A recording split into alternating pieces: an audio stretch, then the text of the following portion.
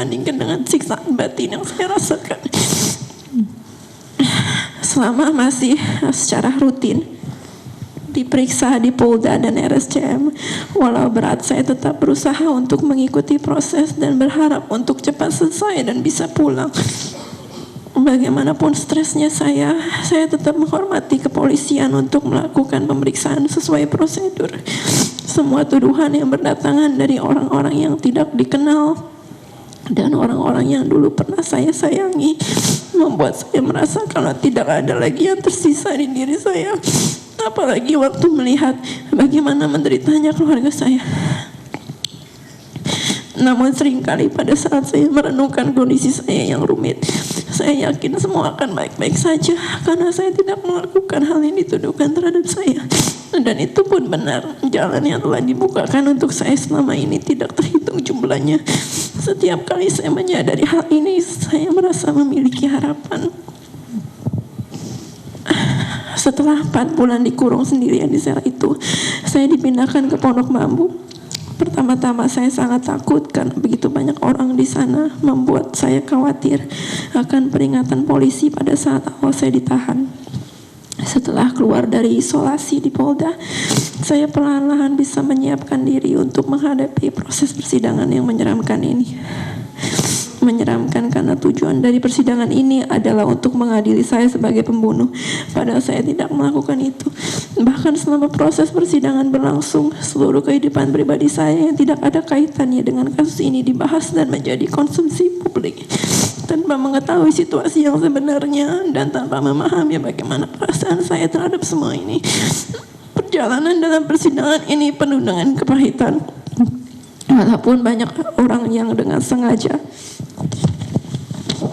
maupun tidak sengaja menindas dan menekan saya secara emosional, saya tetap bersyukur karena masih ada orang di sekitar saya yang saya kenal secara pribadi maupun tidak, dengan tulus memberikan dukungan dan percaya kalau saya tidak bersalah. Dengan dukungan tersebut, saya bisa bersikap tegar dan tetap tersenyum untuk menunjukkan rasa terima kasih saya.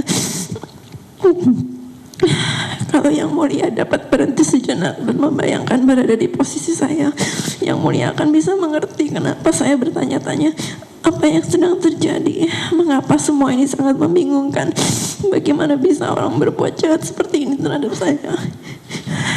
Karena pengalaman ini, hidup saya tidak akan kembali seperti semula. Namun saya tidak menyesal telah mengenal Mirna, dan dia akan selamanya hidup di hati saya sebagai teman yang baik. Dan Mirna tahu kalau saya tidak meracuni dia, dan dia tahu saya tidak mungkin meracuni orang.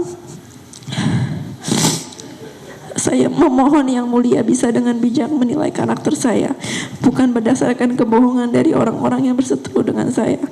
Walaupun sisi baik saya selalu diabaikan di persidangan ini, saya tetap berharap agar Yang Mulia bisa menilai dengan hati yang arif dan bijak dalam menilai karakter saya yang sesungguhnya. Saya juga memohon untuk menyerahkan logika, emosi, dan intuisi Yang Mulia kepada Tuhan dalam menentukan nasib hidup saya dan menegakkan hukum seadil-adilnya. Karena hanya Tuhan yang tahu secara keseluruhan siapa diri saya, dan saya bersumpah kalau saya bukan seorang pembunuh. Saya bisa berada di sini dengan tegar dan kuat adalah bukti yang mutlak kalau Tuhan bersama kita semua. Terima kasih Yang Mulia sudah mendengarkan saya.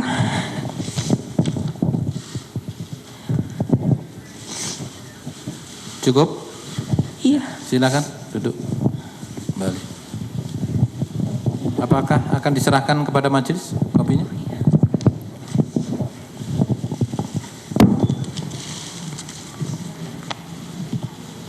Juga kepada penuntut umum ya.